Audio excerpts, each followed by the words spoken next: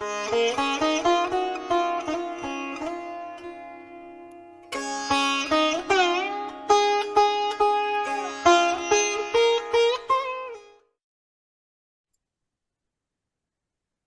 and welcome once again to White Lotus of Light conversational series. And I am thrilled and excited to once again have my friend and a man I deeply, deeply respect for what he brings to the world. I don't know how Sami would describe himself, but I'm just going to say that he holds a very high frequency and he's been a spiritual lighthouse and someone who's really helped guide people back to themselves and their own inner knowing. This isn't Sami's description, it's mine.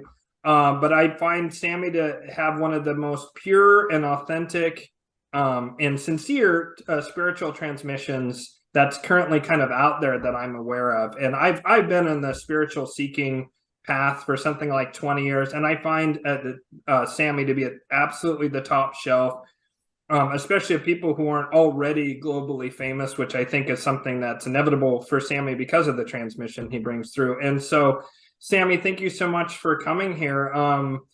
It's been, gosh, I think it's been about 6 to 8 months since last time you were on. And you wanted to tell me a little bit about your experience of 2012 energies-wise, and then maybe things you're starting to feel into already emerging in 2023. I know those are kind of broad, but you can just hit that however you want. Did you say 2012?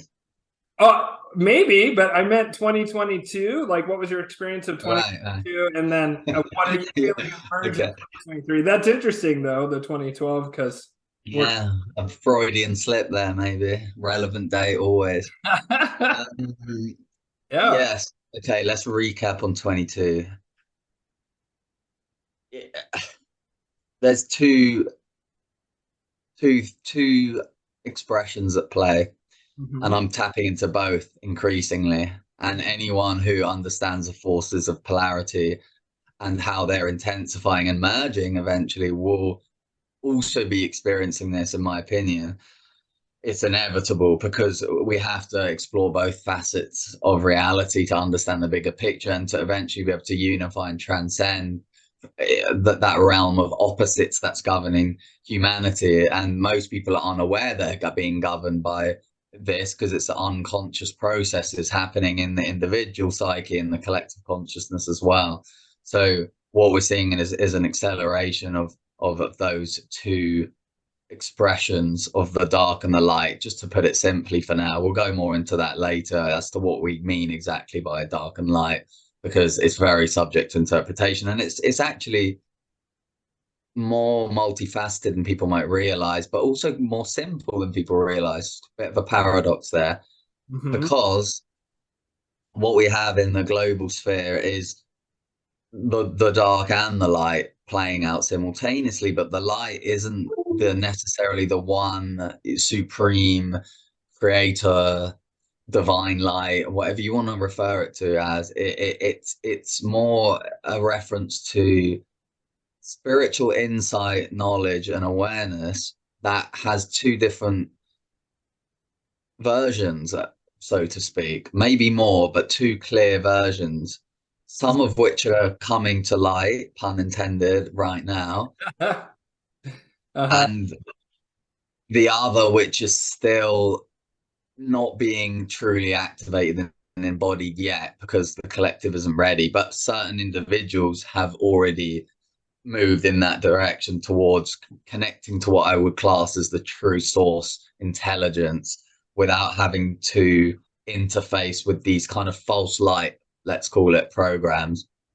So we're seeing all of these archetypal layers of consciousness playing out simultaneously, but which one is slipping down the drain? Well, that's probably the darkest one, because that's where we're at in the evolution. So last year, we're seeing more of that process happening, of that darkness being exposed through that expanded consciousness of what's approaching a critical mass now in awareness. So we've seen more disclosure about the scam behind COVID. Whether or not you believe in it isn't the point. It's the fact that it's used as a pretext to try and usher in this globalized technocracy, and that's being fronted at the moment by this very dark system that's been running the show for a few millennia now, or probably the majority of this cycle. The really, really depraved, tormented, dark, fallen consciousness that's taken a hold of just about every aspect of our reality and the systems that we all subscribe to, and has just wreaked havoc and torment on the population unknowingly to them. And that's what's coming to light now, you know, the corruption in politics and the establishment, and you know, and it gets worse because we're talking about medical malpractice on a scale that can't even be fathomed, really, and DNA of genome alterations and all of this stuff, and the holes in the narrative are starting to become more apparent now, and that momentum isn't going to stop, in my opinion. So that's good, that's positive. But this faction, if you want to call it that, which is also us because we're participating in it, because we're running the program here, it's not going to go down without a fight, because it needs energy to survive. So it's going to start to get more desperate in its attempt to maintain control, and in doing so they'll only expose themselves more, because that's what happens. So the dark and the light, in this sense, become merged, in the sense that the darkness enables us to see the truth and therefore integrate that shadow aspect of reality so that it no longer governs unconsciously. And that's an individual process first and foremost, and any individual going through the early phases of awakening will eventually be led back to themselves if they keep inquiring about and into their curiosity and asking the right questions, using discernment. It always comes back to the self, because that's the way reality works. We're all plugged into this matrix, so we're all participating in it to some degree or another. So the first prudent step is to take the self-responsibility to resolve the parts of ourself that are interfacing with this system. So that's where my primary focus has always been since I came to that realization, and that's where I try and help others. So back to your question about 2022, that all of that's playing out now, and well, we'll go into the whole false light awakening stuff a little bit later, actually. But in terms of really on the ground stuff, what I'm noticing is a real shadow looming, a dark cloud, literally and figuratively speaking, over nations on this planet right now. And I can feel that palpably here in the UK. There's a darkness that's taken hold. It's very synonymous to, you know, what you see in movies, the kind of just before something happens, okay?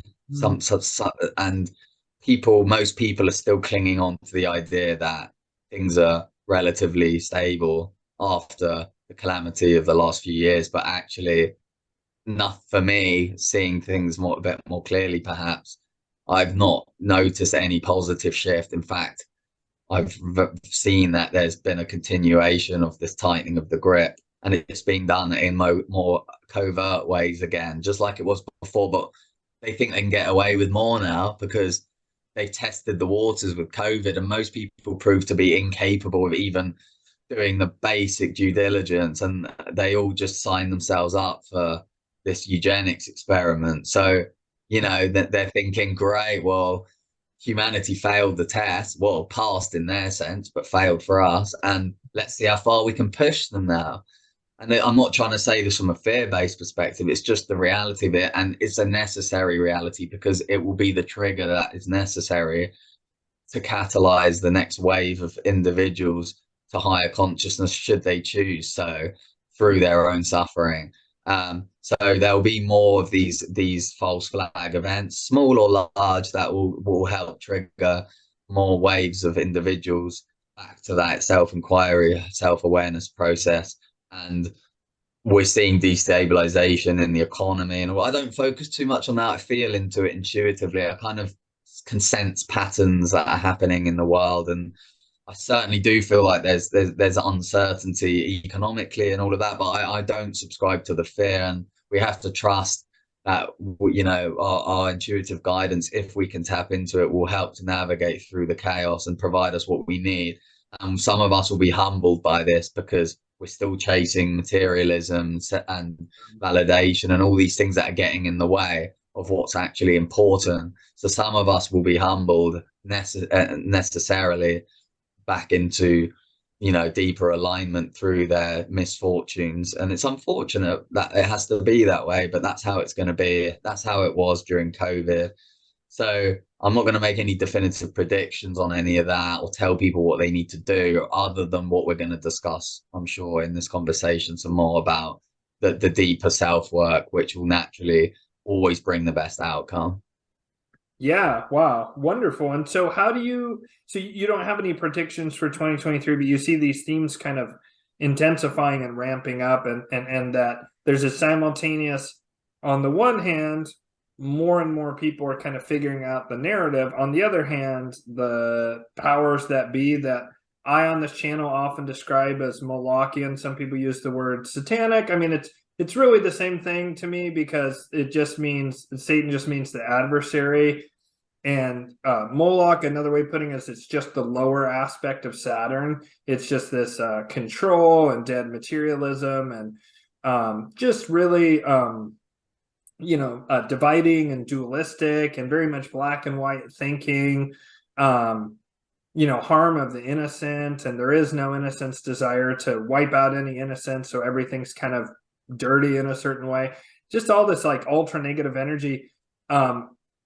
In my opinion, it gained most of its power over the past several millennia by operating in a cloaked form in a way that was very hidden. Especially the post-World War II era, it was very much just hidden, almost in plain sight, but very hidden, these forces, and a great deal of the world's population had no idea that they were under a system that was run by this like most depraved, dark, low consciousness of humanity.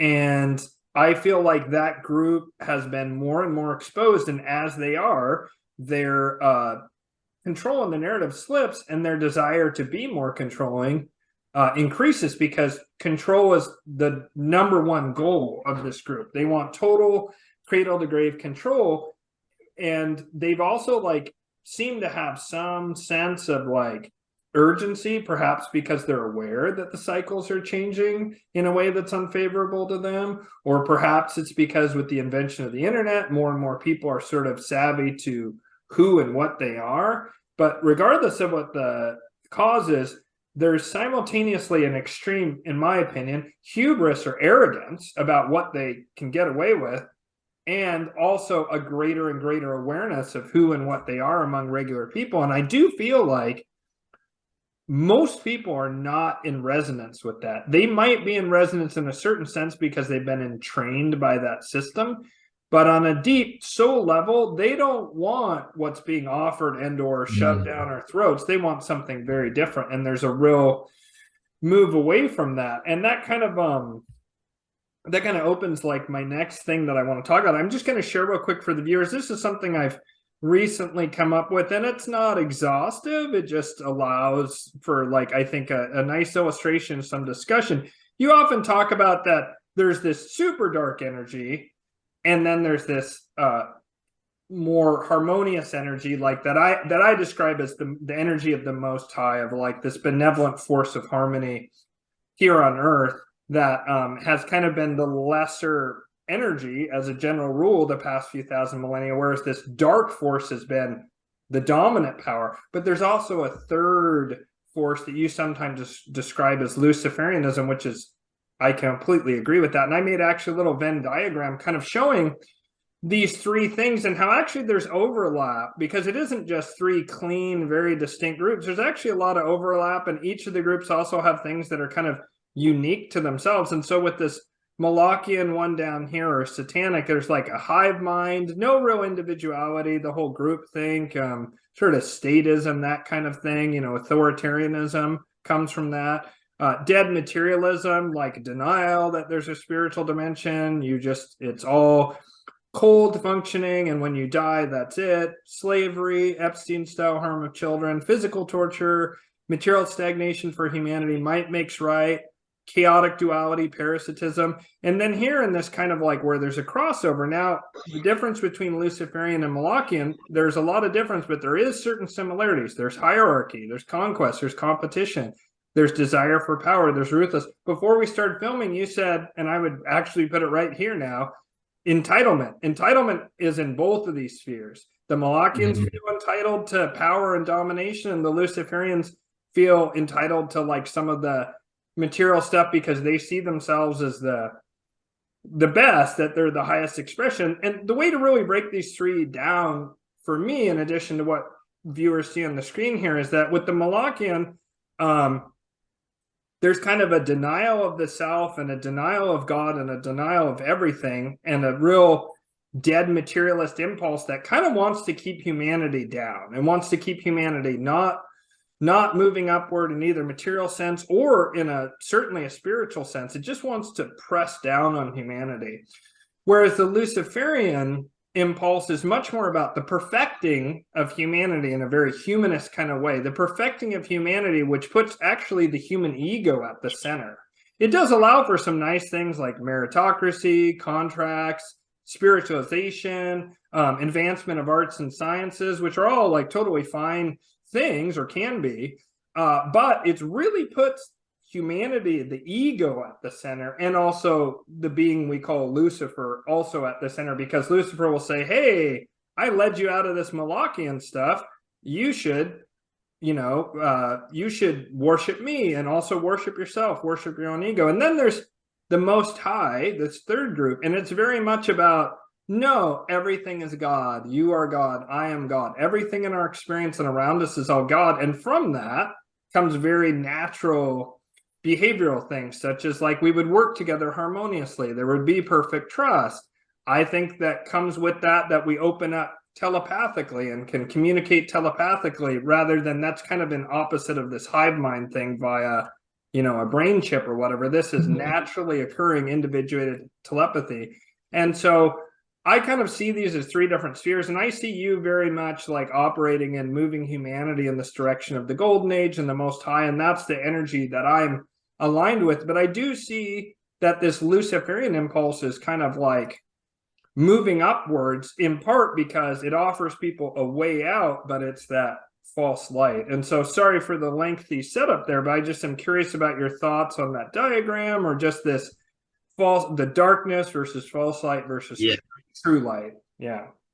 So what you said, putting the ego at the forefront in terms of the Luciferian consciousness, that's a good way of kind of breaking that down for people who aren't familiar with that term already. And Lucifer, if you go back to the origins, Lucifer is just like a very high angelic being that fell into ego and self-serving nature, and it was almost, and we shouldn't always externalize Lucifer and see him as this external deity or fallen deity or being. It may be that there is one. Regardless of that, we have to recognize it as an archetype of consciousness that lives within us all, because we're all playing a role in the grand archetypal journey of source experiencing itself and learning about itself through us.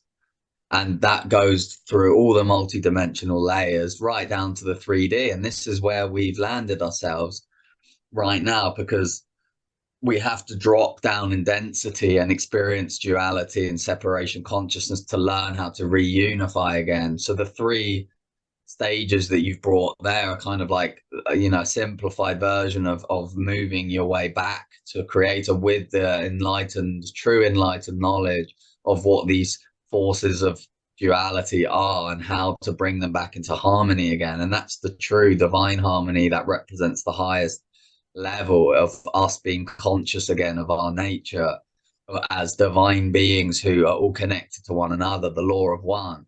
And we can't bypass our way to that level. We have to go through the experience. Otherwise, we're in the spiritual bypassing mode, where we are not aware of our own blind spots and shadow that are still participating in those lower archetypes of service to self. And service to self is the denominator that connects the Satanic and Luciferian forces together.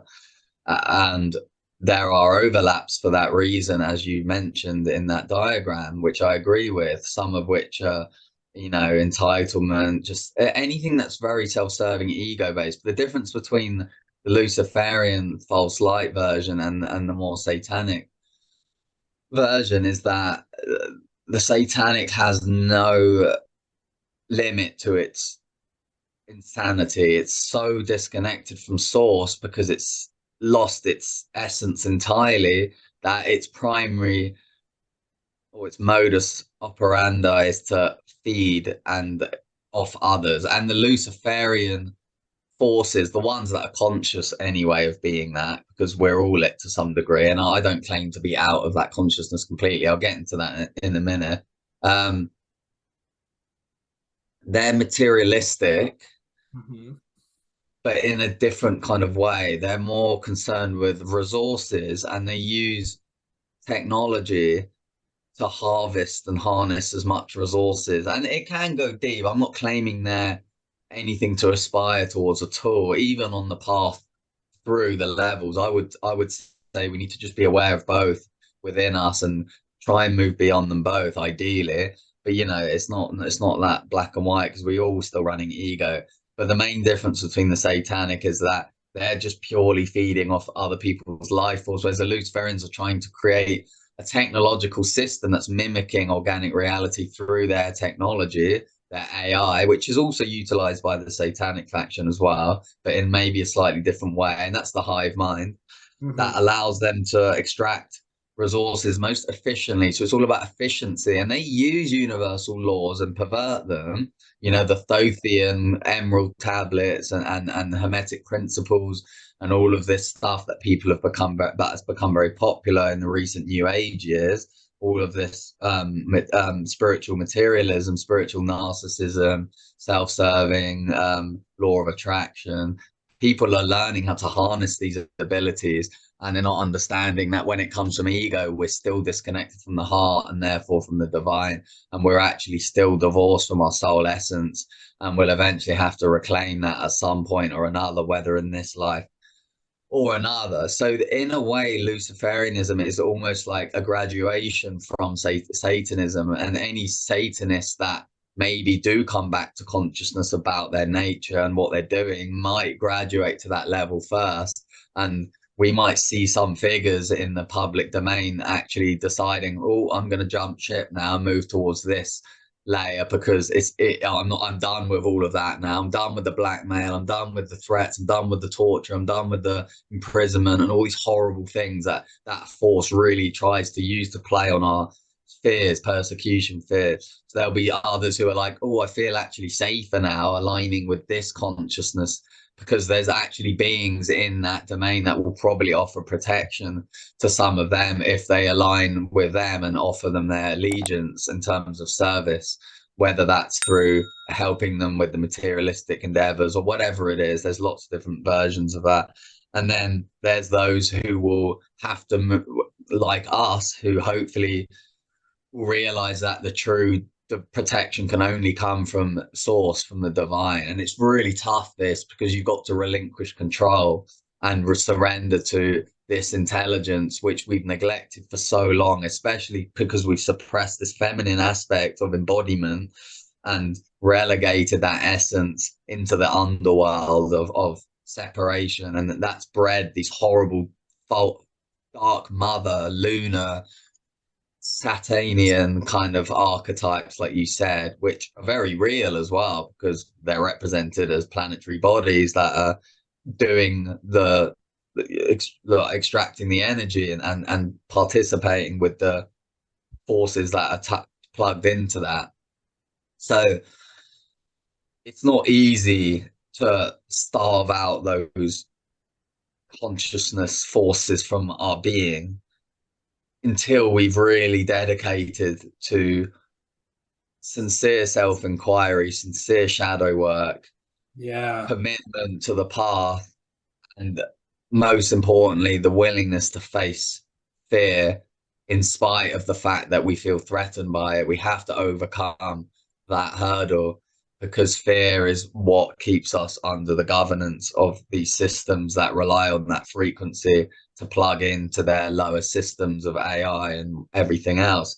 So that's what most people are afraid of, exploring their fear, because they see it as an enemy and they resist it. But actually, the fear is the gateway back to the heart. We need to go through the shadow. We need to confront those feelings and understand that then they're there to serve us and help us, and they're part of the learning experience. And we all have to be willing to sit with that discomfort and learn to befriend it or acquaint ourselves with those painful emotions, and then we can transmute it by feeling through it. So it's all feeling based. We're trying to move to, not distorted emotions, hijacked emotions like virtue signaling and all this crap we're seeing at the moment in the hijack left. Mm-hmm. But true embodied feeling, actually listening to the intelligence of the energy that resides in our body and the karma that's connected to it. Be willing to bring conscious awareness to that part of ourselves and to move through it. It's not about judging others or shaming ourselves. None of that. That's just a hijack version of that process. Mm-hmm. True process happens on an individual level, and it's between you and yourself and creator, and that's it. And they're all connected anyway. And once you get right with your karma, once you heal, once you dissolve the shadow body, once you open your heart and realign to that source intelligence, you will feel that sense of true security and love in the arms of the Divine Mother that's always there for us, ready to cradle us back in her arms if we can open our heart again and feel that presence within us. And that's why it's so important to understand human history and exactly what happened to that energy, that essence of the divine feminine, and how that also then created the false father patriarchal domination system, which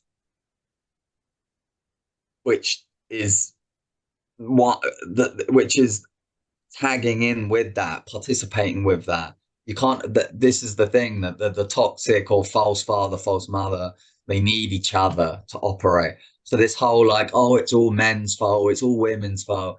No. We're looking beneath the surface here at the energetics that are giving rise to these expressions. And it's easy to point the finger and blame a certain gender principle or gender, actual physical gender, rather than see how these forces have become distorted and how they're affecting us all, and how we all, regardless of your whether you're male or female, need to unify that masculine feminine essence back into union again. And that's how we move to that higher level that you're shown in the diagram. Again, it's the unification of those polarities. Yeah, absolutely. Yeah, I have at the top the harmonious duality as opposed to chaotic duality at the bottom, because there's that split between black and white thinking of, oh, okay, so bad guys rule the world. We'll all knee-jerk react and go back to, Christianity, Judaism, Islam, whatever it might be, in a very reactionary, very like old school way that's gosh, what's the word I'm looking for, like sort of bigoted against anyone else that's outside of the new in-group that you're joining, and that reflexively anyone outside of this group is automatically they're satanic because they're not part of the chosen people, whether that's this specific sect of Christianity or Islam or Judaism. It's one of the things you see in Abrahamic faiths, like quite often, not always, but you do see this supremacist outlook. We're good. We're God's people. We're chosen. We're the ones that Jesus is going to save, or Allah is going to save, or we're the chosen people that you often hear Jews will call themselves that. So there's this idea of being chosen or better than that creates this real dualistic split. And it's like people were like kind of going through life all like, I don't know what's going on. And then they become aware that there's bad stuff in politics, or maybe they kind of reach a higher level and realize that there's people who are really in tune with these darker energies, whether you want to see them as a deity or as just an aspect of human consciousness, but they are changing the field of the planet intentionally in a dark direction. And that's who runs things and has run things for 6,000 years, however you want to describe it. I call them dark magicians. You can call them whatever you want. But once you become aware of that layer, it's very common then, you start to find out about Epstein or, Bohemian Grove or some of these like occult dark things.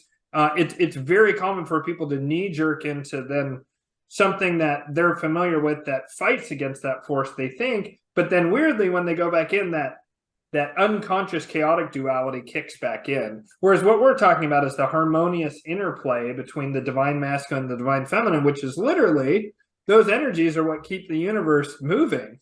Yeah. It's one of the major foundational principles, is this interplay between the masculine and feminine energy, and that they both have to exist. But there's a harmonious version of that, and then there's this disconnected, discordant, chaotic version, which is what you were just talking about with the dark feminine and dark false father kind of patriarchal thing.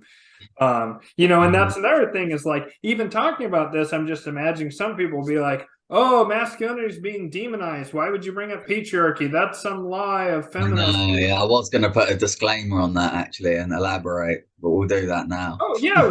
Well, yeah, we can. Here, I'll just finish this up and I'll pass it back to you.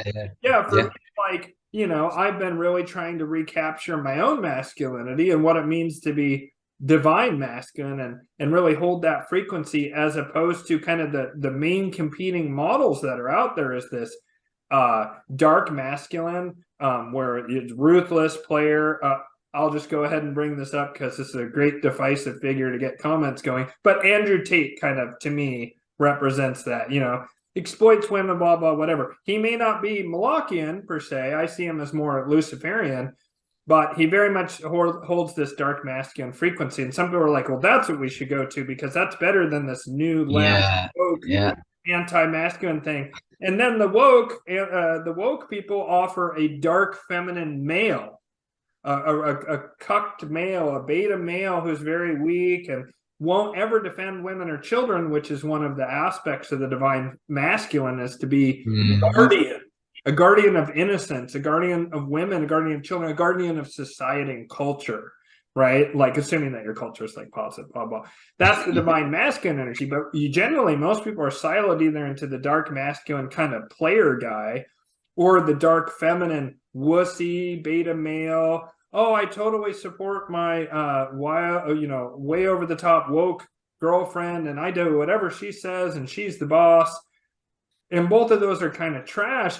But I don't like when people don't, you got to recognize what's going on with what's being pushed by the modern left. But the answer isn't to go into a bad, failed dark masculine model. It's to go, wow, why are these two the ones that are always offered by the media? And the Overton window of discussion is, you're either a wimpy guy who has the feminist girlfriend and she does whatever she wants, or maybe she sleeps around and you're like, well, I'm a supportive boyfriend and she can sleep with all these guys if she wants. That's being a modern supportive boyfriend. What? And or this old school of, let's exploit women and keep women in the kitchen, blah, blah. And that doesn't mean women can't be mothers or can't like be cooks or whatever. I'm talking about that forced situation to where this principle is very dominant, like you say, patriarchal. And so people need to have more nuance, because again, people want to split and then they get caught in this false dichotomy of two different negative models, both of which aren't helpful. And there's a lot of people in denial about both of these. There's people on the right that are in denial that there's any problem whatsoever with patriarchy, or even that it exists. And then there's people over here that are in denial of that there's a very active attempt to destroy masculinity and push people into this push men into this dark feminine, like hobbled male. So anyways, what are your thoughts on that? Yeah, well, yeah, you definitely clarified on it. And yeah, using words like patriarchy can be a bit, yeah. It's a very distorted term now, and it's got its connotations. So yeah, normally I wouldn't use that, but really that force of the dominant false father is a real thing, and it Absolutely. has dominated up until fairly recently. In fact, we're talking maybe the 60s revolution, post World War II, all of that. Up until then, really, that force was the predominant over humanity, at least in our memory. In fact, we could probably go right back preceding Atlantis into the Lemurian civilization until we can see clear signs. Well, not clear, but if we've done the investigation work into that, which I feel like I have tapped into that field, that to me is resemblant of a matriarchal civilization. And the reason why matriarchal civilization doesn't work either is because it's rooted in almost blind love, right? And there isn't anything fundamentally wrong with that, because it's comes from a good space, a good heart-based intention, good present place. But because we're on this grand journey of evolution, there was this force or consciousness that wanted to experiment with being in control and playing the creator. So that impressionable feminine was exploited naively. They didn't even realize. And then they kept forgiving them, and it led to the progressive downfall of not only the Lemurian civilization, but onto Atlantis, which became very technological. That was another a good example of that patriarchal domination really taking hold now, because we were gradually losing more and more of that feminine essence, and that dominating force, as I said earlier, came in to take control of that. So there's this kind of victimizer situation arising now, and it's easy to put all the emphasis on the victimizer and claim that all the victims are innocent. But when you take a bigger picture perspective, both of these forces are dysfunctional, that because they're the false mother, false father, and they need each other to carry on expressing themselves, right? So that's not to say that genuine victims aren't victims or that they deserve their suffering. What it means is that we need to try and move beyond victimhood by recognizing and understanding the nature of reality so that we can no longer be exploited. That's moving from victimhood. So we have the power and the control to be able to transcend that state of suffering and victimhood by coming back to consciousness again. But we don't then want to use that knowledge and awareness to then exploit others, because then we become the victimizer. And this is the problem. We're getting people swinging from one end to the other, Yes. and they're not realizing that both of them are in this interplay, like you said. And the true unified way is to transcend beyond them both by seeing how they both play out within us, and where we played that archetypal role in both extremities, whether in this life or before. But let's focus on this life first, because that's what we have clearer access to in terms of our memory. And let's just look at ourselves honestly, check in with our ego, and are we operating from one of those extremes? And you'll find that almost every single person on this planet will be doing that to some degree or another until they've initiated. And very few individuals have managed to do that. So by revisiting these old civilizations like Atlantis and Lemuria, we actually get a good understanding of these masculine and feminine forces expressing themselves through civilizations. And that in turn helps us to understand how that works through us. So there's this interplay between the inner and outer worlds that are one and the same thing, because we hold a record of all that ancestral history in our genetic code, in our DNA, which needs to be reactivated through consciousness. So that's why I think it is important to learn about history and learn about the truth externally, as well as doing the inner work. We need both components because they both work together.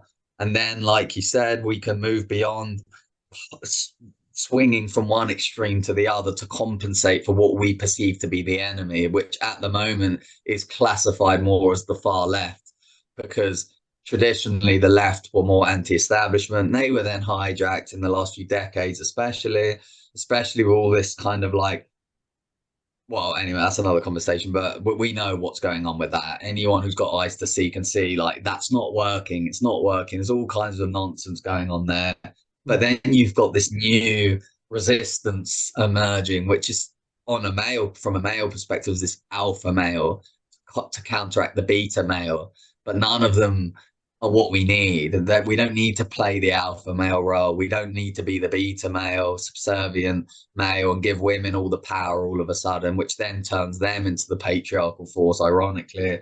Yep. And women need to recognize that their inherent divinity, their femininity is so needed and special and graceful and powerful even, and that when more females and males activate that divine feminine, not the fake divine feminine that people identify with, this whole I'm divine feminine because I pretend I'm divine feminine. No, this takes a real deep integrative embodiment of our feelings and emotional layers, as we mentioned before, and that's what's sorely lacking. And the more people can drop into that space, the more that the masculine will automatically respond to that and become the virtues that you mentioned before, the true protector and the provider.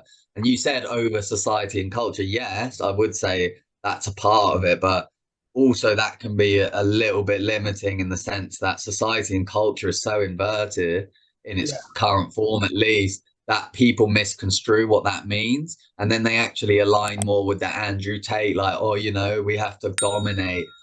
And so I see it as protecting what you said rightfully first, innocence, number one, and sacredness, that those two things, and that exists within all of reality. And it means living with true virtues, with true responsibility to serve and honor the divine, and to serve others. And that is protecting and providing what is sacred.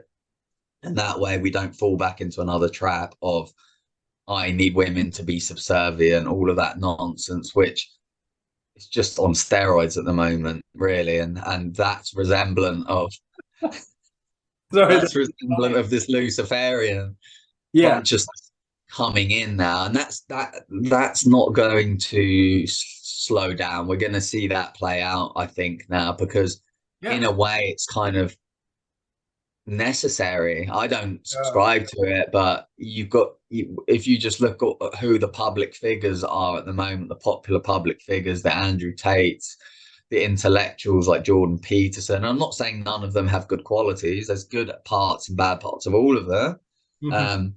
But where's the true essence of spirit within that movement or that community? It's missing. And that spiritual essence is the communion of the forces of the masculine and feminine that haven't quite been integrated yet. I completely agree. I would just one point of clarification for people listening, just as to my point of view, is that the satanic force or Molochian force is very much might makes right. It's very much just about, if you're the most powerful, then you make the rules. And if you say have a contract or an agreement with someone and then it no longer works for you and you have the power, you just break that unilaterally. Might makes right. That's it. Whereas the Luciferians are much more like, let's have a contract. I'm going to do my part. You're going to do your part, and we'll do it. And it's very contractual. But in that is still a lack of trust. There's a lack of trust that you might revert back to that might makes right, which is why you have that contract in the first place.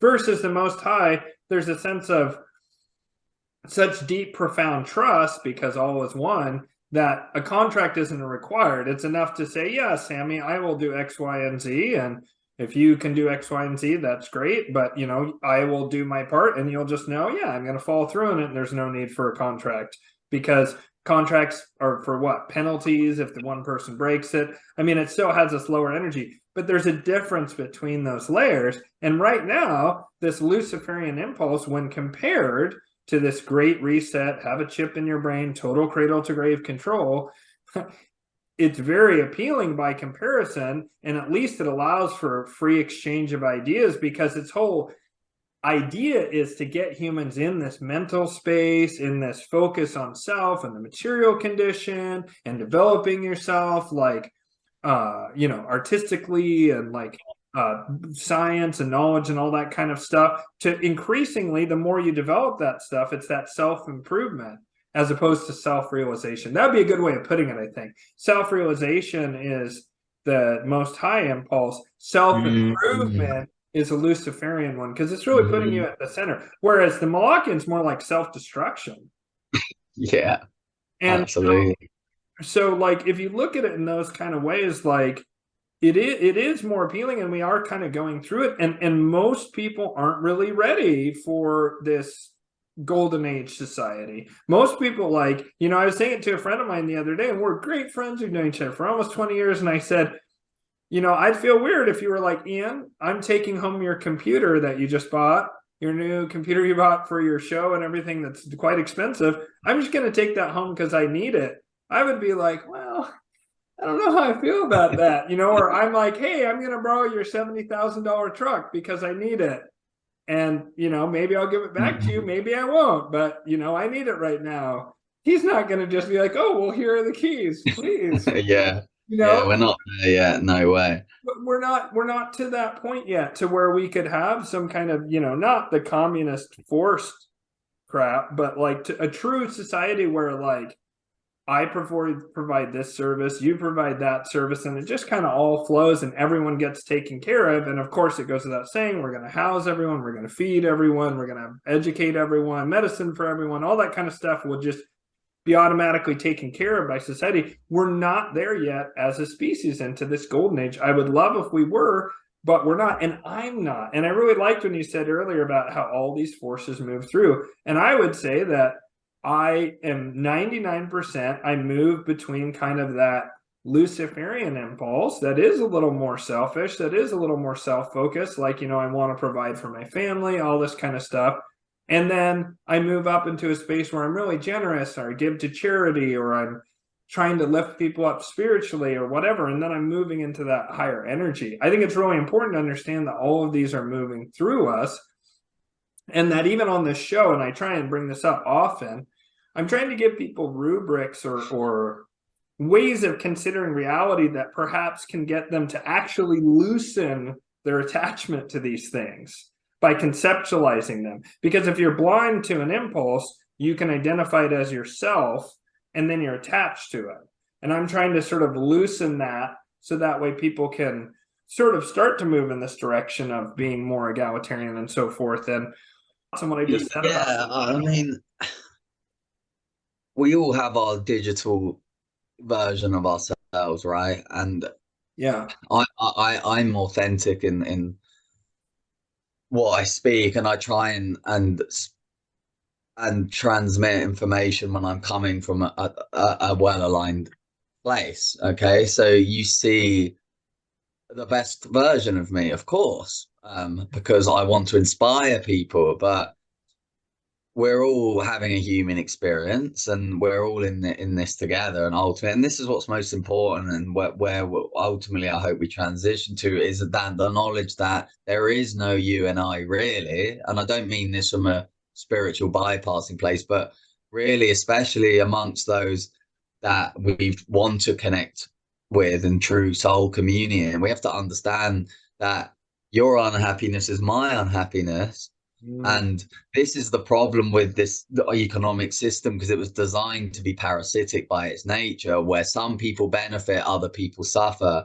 And often the way the system is, because it's inverted, those that are committed to a more sincere path don't reap the material benefits as much as those that serve the system, because the system's designed that way. And anyone can try and dispute that, but they won't get very far, because that's a fact.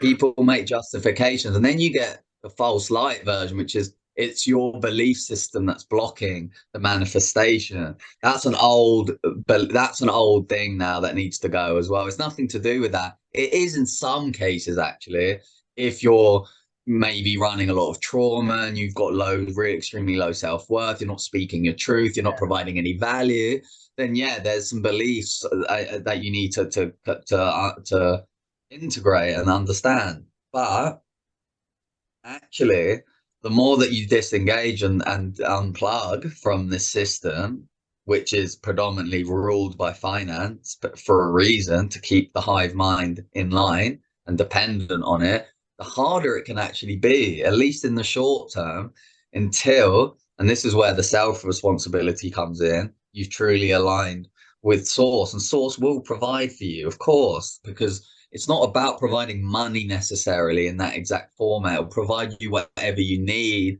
in order to continue to serve along that path, right? Because if you're aligning and holding that frequency, there's only so far you can diverge before something comes in, right, to help continue to support you, so that the stream or the river continues to flow, unless you have some breakdown or you really fall out of flow, and then it's obvious why things aren't coming in for you. But really, there is a back to that true divine way, there is that optimum where we are aligned with our true creative potential, and everything we need is flowing in. And I don't mean anything more than we need or anything less, but just what we need. And that means to be able to live a reasonable life where you can experience presence and joy, and do things that are important, rather than just sit stagnating, or just keep constantly providing information for others to just feast on when it suits them. So these conversations are kind of important at this stage. I think we have to speak about this stuff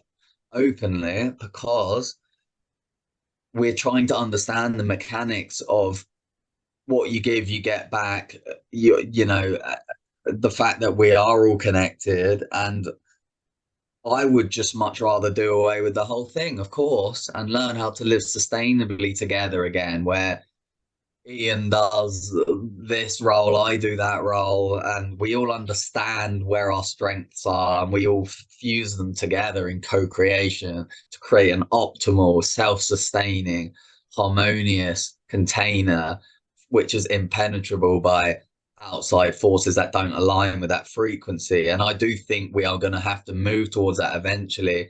But in the interim, like you said, we still have to kind of play by certain rules until that transition takes place. And of course, this Luciferian system is going to come in and try and mop up all the mess of that other system, and offer all of these, dangle the carrot, so to speak, and offer us that olive branch of new material security or technological security, whatever form it comes in. It might be a new digital currency, and this is where we need to be careful not to get hypnotized by that, because it's still coming at a cost to our soul ultimately, because it's a soul bargaining game that we're playing when we do that. And I understand people are going to have to do it, some people, as part of their evolution. But being cognizant of the fact that we're participating in that and working to move and transition away from that is what's most important. So for me, sometimes it does feel, especially recently, that I'm playing a waiting game here, because I'm not of the business now to keep expanding my field and letting in more energy when it hasn't been fully synthesized, and I don't feel it's fully reciprocal either. And I love doing what I do. I do it because I want to help, truly. That's why I've done it for so many years, because my sole intention is to just help the world and help people to improve themselves so we can live more in peace. And I'm not saying the ego's never crept in. We've all had to go through that initiation out of ego, and then spiritual ego, and the desire for validation and all of this stuff. But beneath that, for me, there's always been this true motivation to just build a better reality, because I've always known that it's possible. And that's why I take quite a stringent view sometimes on technology and finance in its current form, because it's being used to manipulate the collective consciousness so intensely. And we're seeing that paradigm starting to collapse now. And what we're going to see as a result of that, if we are going to talk about predictions, is you're going to see more and more desperation to cling on to that dying paradigm, whilst others have just had enough and they're just like, you know what, screw this, or I'm out. And then there'll be others who are kind of watching and observing, playing their part where they can, but being sensible and not falling into another trap or whatever. And that's where I want to find myself right now. And what I would encourage other people to practice doing is being able to hold that neutral observer awareness, just to see things as they are, watch as the chips come crumbling down, and act accordingly without allowing our ego to hijack the process. And that's the real trick.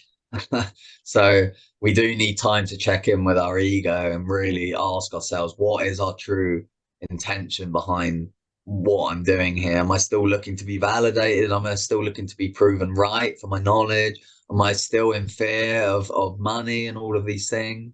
And if that's the case, take time and step away from the battlefield and give yourself some honest time to introspect and process and synthesize, because it's not an external battle all the time.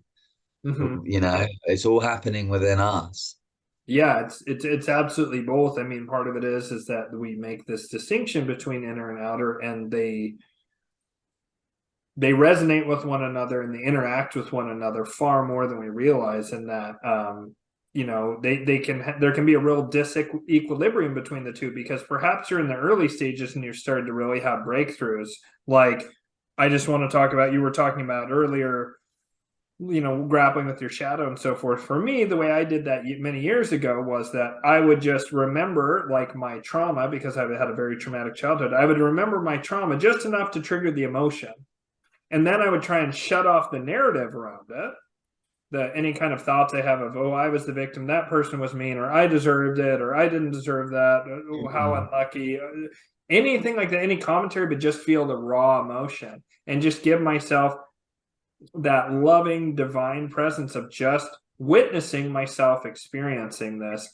And then that energy would come through me, and rather than getting cycled back in because I had a narrative, it would actually get transmuted. And I found over time that I used to have what I described as like an underground ocean of pain.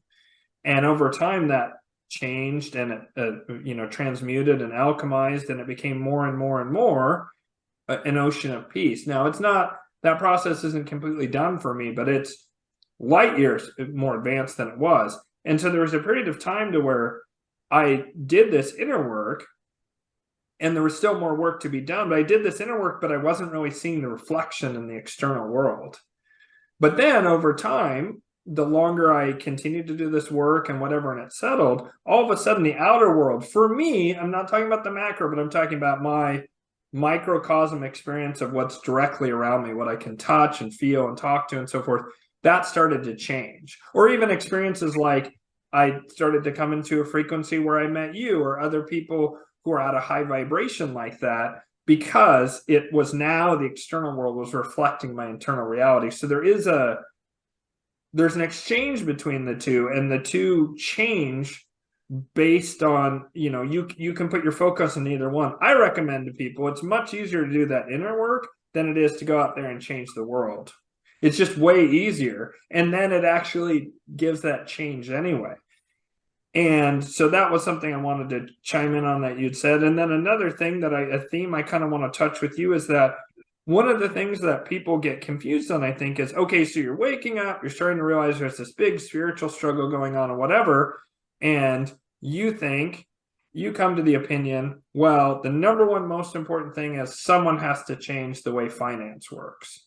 But then, and you're good at finance, but then someone says, oh no, none of that matters. What matters is this spiritual transformation for humanity. And you're like, well, I'm not really a good spiritual teacher, but I guess I'll try and do that. Maybe not. Maybe what you should focus on is, because you're good at it, developing a more a financial system that can replace the current model that's more egalitarian and less parasitic and less victimized, what's the word I mean? Exploitative of others, you know? Like for me, I was talking with Sami about this before we started the show, and I want to hear Sami's opinion about these different talents that different people bring to bear. Sami is very much doing what I consider personally to be the most important aspect of what's going on in the great wide world. And so are a number of other people. It's not just Sami, but there's quite a number of people who are this way. And that is, they're trying to free people at the spiritual level from sort of like the darker energies of the world, whether it be this Molochian or Satanic energy or the Luciferian False Light kind of trap that you can fall into, but liberating people up and out of that and in their own personal experience. I think that's the most important thing, but that's not where my personal talents lie, even though that's where a lot of my focus is, both personally and what I think is the most important thing. My talents lie a bit in bridging sort of like the more material realm and people's day-to-day experience and these more lofty things, and just sort of explaining and educating people and helping bringing people together who have different backgrounds and talents. And someone said that I'm a good synthesizer of information. I synthesize a lot of information, explain it to people to help them kind of see things in a different way that maybe helps them to have that distance rather than thinking that something is themselves that really isn't. And so that way they can then transform. But Sami is better at this high level of like spiritual transformation. And there's lots of people who are very different. I recently met someone who's a systems engineer, and he knows how to design systems backwards and forwards. And he's trying to design systems reverse engineered. He knows what the outcome is that he wants. He knows what a system is required to get that outcome. And he's trying to build those systems into place around food and energy and whatever. And so the point of this is that you, viewer, maybe you're an artist, maybe you're a musician, maybe you can write music that will be very uplifting to people, or that will wake people up about what's going on politically. Maybe your job is, maybe you're like a Paul Revere type. No offense to you, Sami, since you're British. But maybe you're a Paul Revere type and you need to say the British are coming, the British are coming. You need to wake people up. That could be where your talent lies.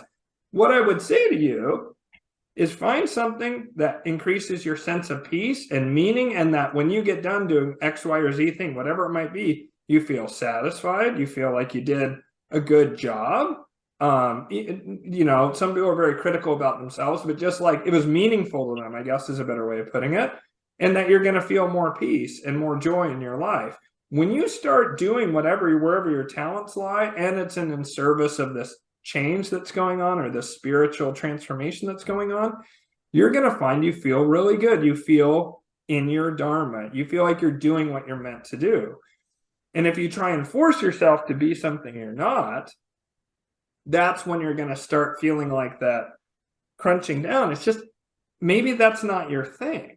And so don't devalue what you have talents at. Instead, figure out how to take the talents you have and apply them to this effort. Because music might be, to a specific individual at a specific time, much more valuable than what I can offer or what Sami can offer. And it was your music that made that change, or whatever that might be. Perhaps you're good at making healthy food and you're really wanting people to have a cleaner diet so that way they're not weighed down by the negative energy of food. There's innumerable things. Look at all the different talents humans have. Find the ones that you have, develop those, and share them with the world. Truly, that's what's going to change things. If you try and make yourself something you're not, you're trying to make yourself an Instagram model, cryptocurrency expert, because that's where you get the biggest bang for your buck, you're going to end up feeling hollow, and it's not going to feel that great. Whereas if you do whatever it might be that you have talent at, that really starts to change the world, if for no other reason than simply you give other people permission to do that as well. And that starts changing things. So did you have any thoughts on like different roles people play? Again, as is the nature of our conversations, I'll probably now zoom out and kind of draw a pattern here between what you said, and that reflects ironically what you just said about working on different levels. It's very important to build that ladder that people can move along the ladder. And I appreciate that you think what I'm doing is most important. I respect you saying that. In this reality, there's so many layers of importance that are all connected and build upon each other that it's even hard to attribute value to what's more important. I know what you meant. Obviously, I'm just now taking a more zoomed out perspective, Please, on that, because if you to go up to the highest levels, you know, the angelic realms, they need us down here doing what we're doing, and we're just 3D beings. I could look at someone up there in 5D, 10D and be like, damn, like, why am I down here like doing this nitty gritty work?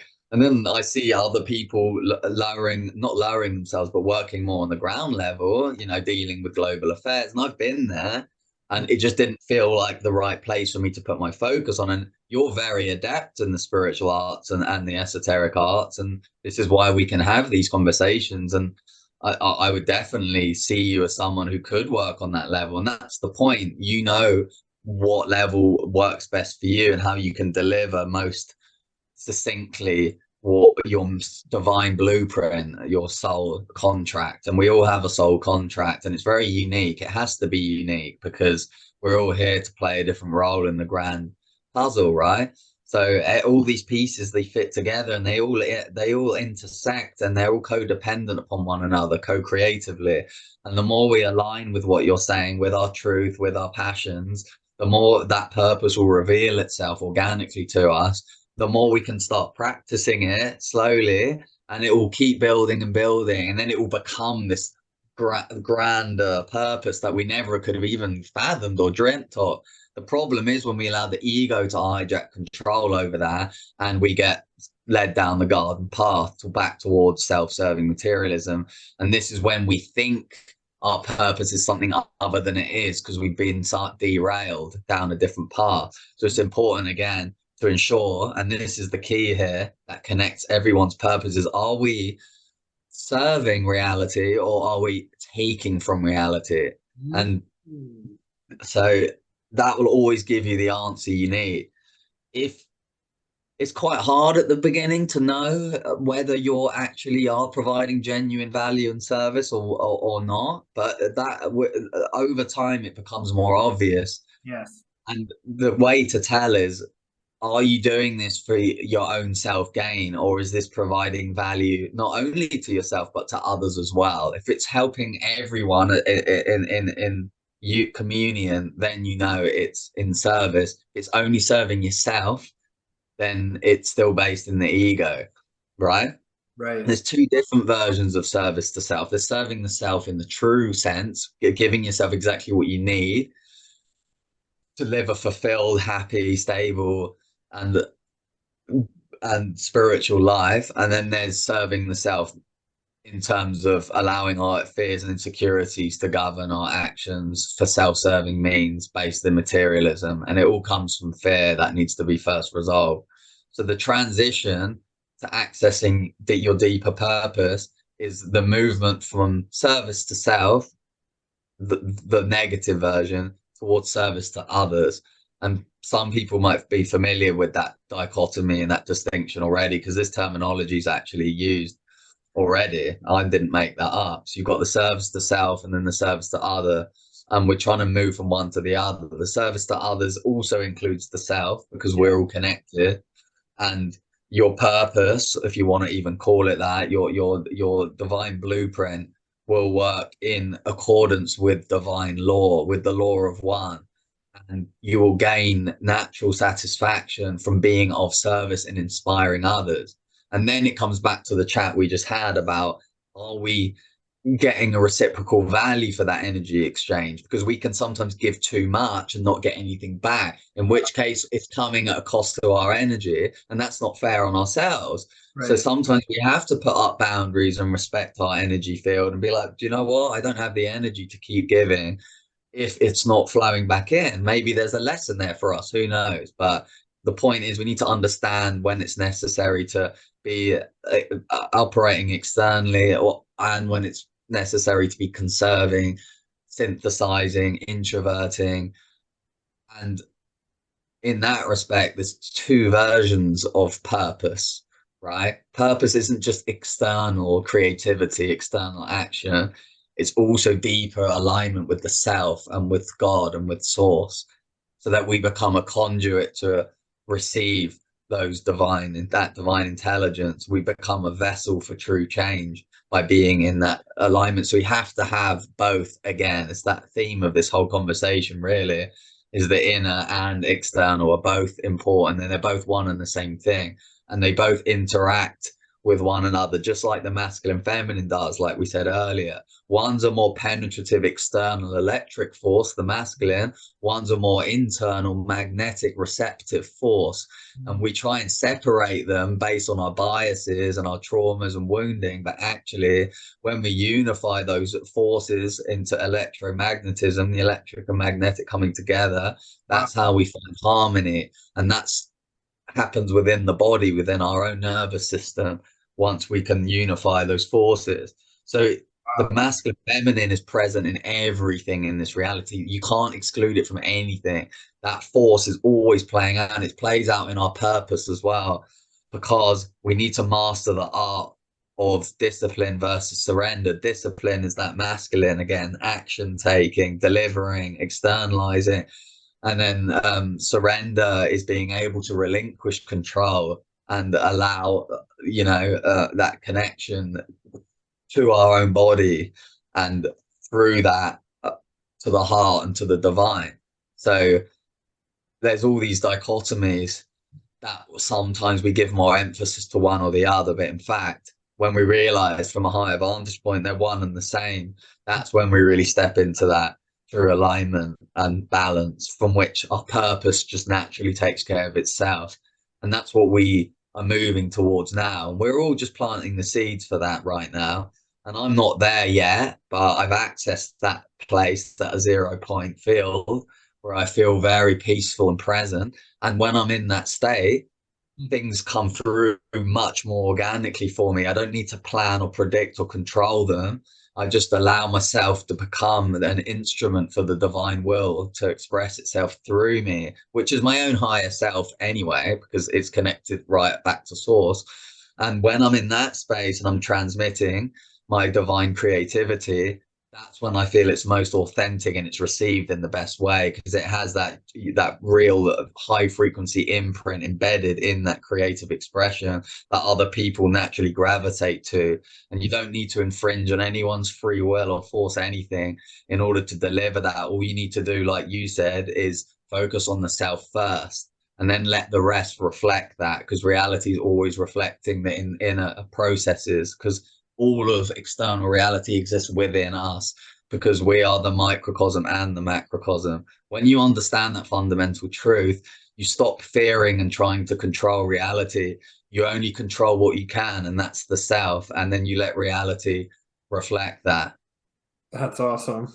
Yeah. It's interesting just talking about that electromagnetism and the internal and external. I'm just going to share a little bit. I've been doing angelic magic and working with the angels for a couple of years now. And at first, when I was working with the lowest level, I was doing what you said. I was asking in a certain way, just because of the way Solomonic magic works with the 72 named angels, sometimes called the Shem angels.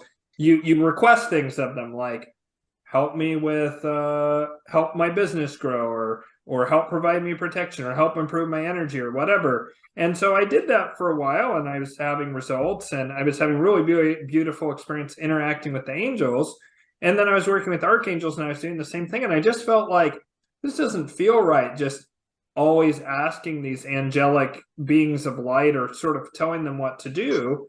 And so one day I spoke with Archangel Raziel, and I said, what can I do to serve the celestial current? I've been asking a lot of you guys, but I'm not going to ask what I can do for, or what my country can do for me. I'm going to ask what I can do for my country, to paraphrase JFK. But I said, what can I do to serve this angelic current? Because I want to bring down more harmony and peace and wisdom and compassion into the earth realm. And I feel very aligned with, like, almost a perfect circle with the one thing people should be aware of is angels definitely have an agenda. It just so happens it's an agenda I'm extremely in alignment with, making sure people aren't suffering, making sure children aren't starving or being harmed, protecting the innocent, like more harmony on earth, more wisdom, just things being like more egalitarian in a true sense, not in a forced communist sense, but in a true sense.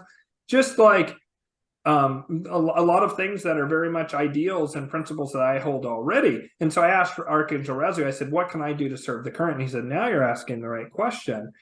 And then they started having me demonstrate by doing external actions, like things like charity or helping specific things. The angels would tell me what to do. And it was the same thing as I was moving up through the spheres, through like the principalities and then the virtues and powers and dominions. And as I was moving up, they were asking me to do more and more, at first, more and more charitable actions externally, more and more things in the material world.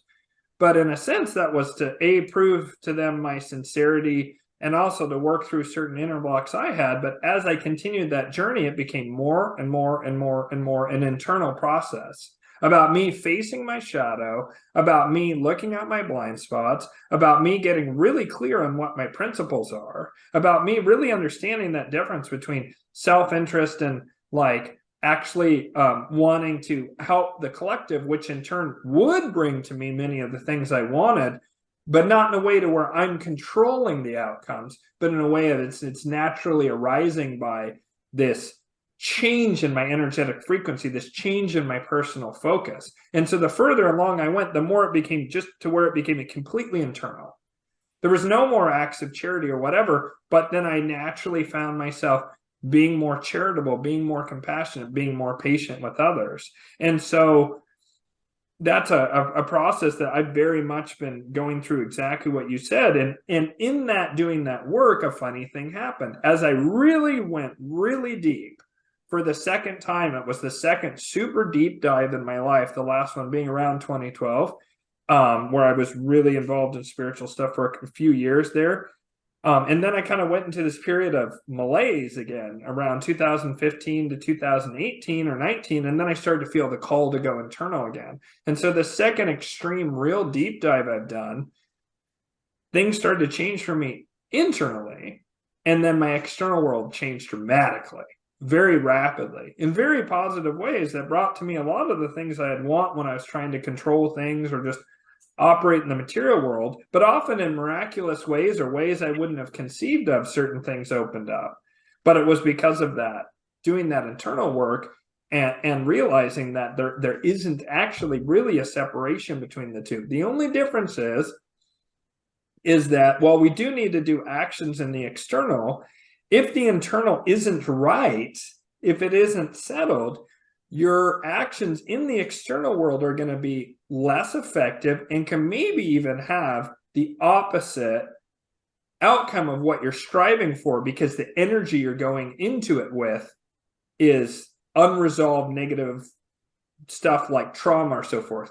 Just again, using myself as an example, I used to be super political activist. I used to be really focused on that. And I still, people watch my channel know that I still talk a lot because of that bridge thing I was talking about. I still talk a lot about political things that are going on in the world. But I'm not an activist the way I used to be. And when I was in my activist days, I really wanted to affect all these positive changes. Like my principles haven't really changed. My engagement with them has changed, but the principles on a theoretical level haven't changed. So I had these good principles of trying to help people, but the outcomes of what I would try to do would often be negative because I had all this unexamined, unhealed shadow within myself. And so my outcome wouldn't be as positive. And now that I've done a lot more of that inner work, I might not be doing that same level of activism, but where it is changing things in the external world on any kind of like scale outside of myself, it's much more positive because the energy inside me is much more, I don't know, in alignment with itself. It's much more coherent, I think is a good way of describing it. It's much more integrated.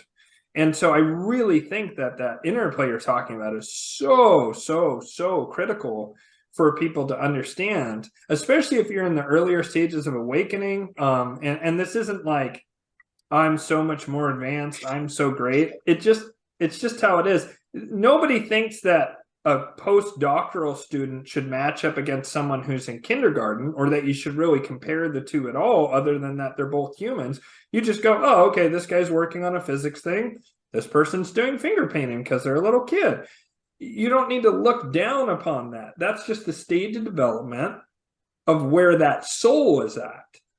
It could be that the body that that soul is in is a 50-year-old woman or whatever it might be that's in that earlier stages of awakening. And there's people who are much younger than me who are much further along in their spiritual development. It's just where their soul is. And it's not a matter of one person is better than the other, but if you're in that early stage of development, you can have an intense desire because the blinders are off, you're aware of what's going on. You want to help people and you want to rush out there and help people and change the world. And I'm going to get on Facebook and say all this stuff. And I'm going to join this group on the weekend and whatever kind of thing. If you haven't taken the time to slow down and get real with yourself and do that inner work, it's going to be sloppy, your effect out there. And it may even be negative. And it may be that people turn off. And all the time I will have a negative interaction. And more I'm seeing that it's actually not me. It's not that the world's reflecting back to me. It is actually just that person I'm talking to has their stuff. But sometimes I get pulled into an argument with someone on Facebook or whatever. And I go, I have more work to do. I need to go back inside and address whatever's causing me to have this reaction to this person. And so I just think it's really important, especially if you're newer to the spiritual journey, especially, but if you're newer to sort of awakening to maybe what's going on politically, I really urge you to take a step back and look at what Sami's saying here with that working on the inner and listening really to that inner and going into that divine feminine aspect and starting to do that internal work, which then will magnetize you to bring in those experiences you want. It's like law of attraction without you trying to say what it is you're attracting. You will naturally attract what you need once you've done this work. And so, sorry for that long-winded kind of interjection there. I just sort of wanted to draw upon my own personal experience to undergird that everything you're saying is 1,000%, 1,000% spot on. And so I'm thinking like we probably ought to start wrapping up here, Sami. But first of all, thank you so much for coming on the show. It's always like an extreme pleasure to have you on. And I will tell viewers, I'm just announcing this now. It's still in the very preliminary planning stages, but I'm going to have something I'm calling either Seeker Fest or SeekerCon, to where it's going to bring together a lot of spiritual, a lot of like people who are like looking at maybe alternative history, some people who are looking at like sort of the exopolitics angle, some people who are astrologers like myself, and some people who I see as like spiritual lighthouse type people who are frequency holders or who are otherwise guiding people to sort of return to their own power and their own self, which is what Sami does. One of the reasons I know Sami is a sincere teacher is he's always trying to empower people. He's never trying to make people dependent on him. He's trying to return power to people to get them to do the work. It requires work. So people a lot of times are like, oh, I'd rather give my power away so I don't have to do any work. Sami is like, no, I'm giving it back to you. And so I'm going to have Sami among other people who will be speakers. Sami said he would do that. And so look for that. That'll be probably May later this year.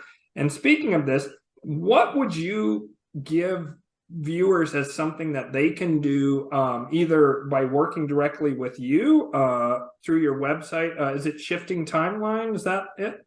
Is it Shifting Timelines or Timeline singular? Timeline, yeah, Timeline. And I'll have it down below. I'll have the correct link down below. What would you tell people in terms of what they should work on? And then also, what are you offering right now to help guide people through this like in really challenging but also incredibly powerful time that we live in? Yeah, the theme for me at the moment, and it might not be the same for everyone, depending, like you said, where they are in their journey, but it really is a case of stripping away rather than adding more layers of complexity. So it means slowing down and synthesizing. I use that word a lot for a reason. Synthesizing is taking what you've learned and bringing it together, not just as an external body of work necessarily, but an internal harmony within yourself, rather than keep on chasing more and more, because that can come from a place of resistance and control, like we just said, which is an overexertion of the masculine electric polarity of discipline, thinking if I keep doing this, I will get this result. What actually requires more trust is that place of surrender and relinquishing the control, knowing that you actually ironically gain more control, paradoxically, by letting go of the control of the false mind that wants to dominate, and that's a fake version. So that's the best advice I can give to anyone right now. There's no rush to a finish line. Yeah. You don't even need to look at anything linear either. Just relax. The divine's got you covered if you listen to it and allow it to permeate your being. Otherwise, you're going to be running these programs that will keep you plugged into the wrong timelines and the wrong, consciousness streams. If you do want some guidance with that, yes, and everything else we've spoken about today, and just about anything, there isn't much I can't really offer advice on, to be honest. But my approach may be different to others who work in the field, because they come from a much more practical and kind of grounded level. But we need people who can understand the archetypes of what's going on the higher levels. And I am very grounded in my approach too, and embodied, and everything I provide has always come from a place of integration and gnosis within myself, because I don't believe in being inauthentic in my efforts to serve others without having undergone the initiation. There's always been the option to work privately with me in a container in whatever form you want. There's no rules. This is the thing. I don't believe in any structural rules. I respond according to someone's unique signature, which I can quite easily tap into if they're willing to cooperate and understand what I can offer, and they're not trying to control the outcome. So you can book at the session work with me in that respect on shiftingtimeline.com. It's easy to find. Also, well, yeah, I look forward to collaborating with you whenever we've got more information about that. And I'm going to be doing some group stuff as well, which I'm looking forward to. It'll be very interactive, rather than me just speaking at people. So it'll be in a group container, maybe over Zoom, where people can actually participate and ask questions and maybe get to know each other if the software will accommodate that. So yeah, stay tuned for that. But yeah, feel free at any time to reach out, even if you're in a financially difficult situation, and we can work something out. But yeah, and so nice to be here again, Ian. Yeah, and so the best place to reach you is shiftingtimeline.com, and then also or you can message over Telegram, or but my email address is on the sessions tab on shiftingtimeline.com. You can send me a personal email address.